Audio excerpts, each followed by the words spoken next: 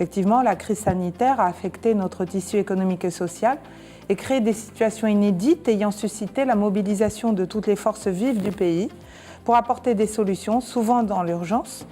Et le marché des capitaux n'a pas été en reste. L'autorité, entre autres, a contribué donc à ces efforts de mobilisation. Et les actions qui ont été entreprises, et dont certaines viennent d'être appelées par Madame la directrice du Trésor, ont permis, malgré les effets indéniables de la crise, de préserver le bon fonctionnement du marché des capitaux et sa résilience. Désormais, nous sommes appelés à progresser en direction de la reprise économique en mettant en place les moyens qui contribueront à porter cette relance et à l'accélérer.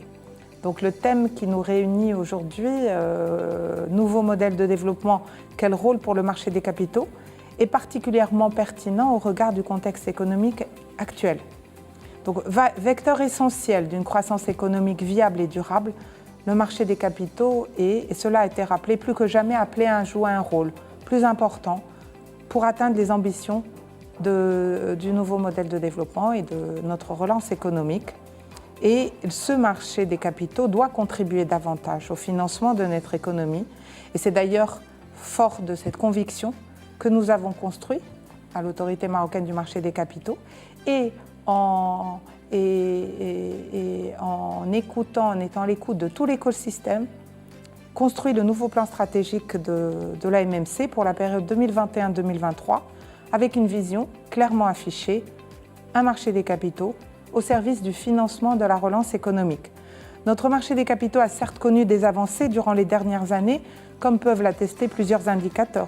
Je rappelle que les 3 dernières années, le marché des capitaux, parce que souvent on pense qu'on le réduit à la bourse, mais il y a d'autres instruments et d'autres moyens, a permis la levée de près de 250 milliards de dirhams. En comparaison avec les 3 années précédentes, la progression est de plus de 25%. Côté gestion collective, les OPCVM, l'actif net des OPCVM dépasse aujourd'hui les 575 milliards de dirhams, auxquels s'ajoutent les fonds de titrisation que Mme Zaboul a cités pour près de 10 milliards de dirhams. Les organismes de placement collectif en immobilier, OPCI, récemment lancés, vraiment très récemment, et dont l'actif atteint déjà 6 milliards de dirhams. Et enfin, les OPCC, qui sont appelés à jouer un rôle très important, notamment dans le cadre du fonds Mohamed VI, représentent aujourd'hui 1 milliard de dirhams et nous attendons que ces chiffres se multiplient. Pour autant, le marché des capitaux reste sous-exploité, alors même que le disons plus modeste.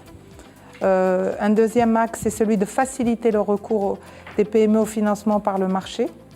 La récente mise en place au niveau de la bourse de Casablanca, ici présente parmi nous, donc d'un marché alternatif dédié aux PME et assorti de règles allégées, ainsi que de compartiments réservés aux investisseurs qualifiés.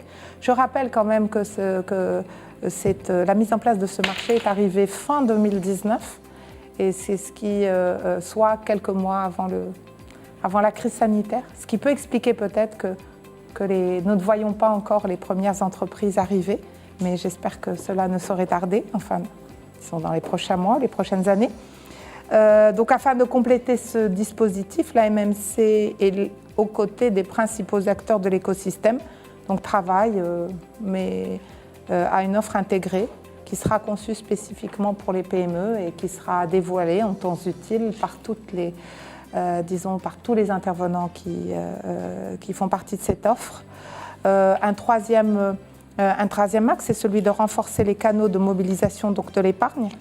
Je prendrai comme exemple la nécessaire modernisation du cadre légal et réglementaire de la gestion collective en valeur mobilière. Donc, il y a un amendement de la loi sur les OPCVM qui est en cours de travail et piloté par le ministère des Finances et auquel, bien sûr, l'autorité, aux côtés de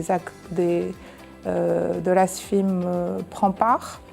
De la mobilisation de l'épargne, je voudrais également aussi saluer donc, les banques avec lesquelles la MMC a signé un accord avec le GPBM pour développer un certain nombre d'outils de sensibilisation, de formation pour accompagner les réseaux de distribution à mieux à mieux offrir et à mieux expliquer les outils à la fois de financement et d'investissement que représente le marché des capitaux. Bien entendu, nous travaillons tous donc, à accélérer donc, la mise en place de toutes les réformes et d'opérationnaliser tout ce qui a déjà été mis en place au plan législatif et réglementaire. Et tout comme Madame Zaboul, une seule conclusion, juste dire effectivement, si les défis sont nombreux, ils constituent également de formidables opportunités pour accompagner le développement économique de notre pays. Et je voudrais quand même, à titre personnel, saluer le formidable élan de coordination, de solidarité et d'engagement que nous avons quand même pu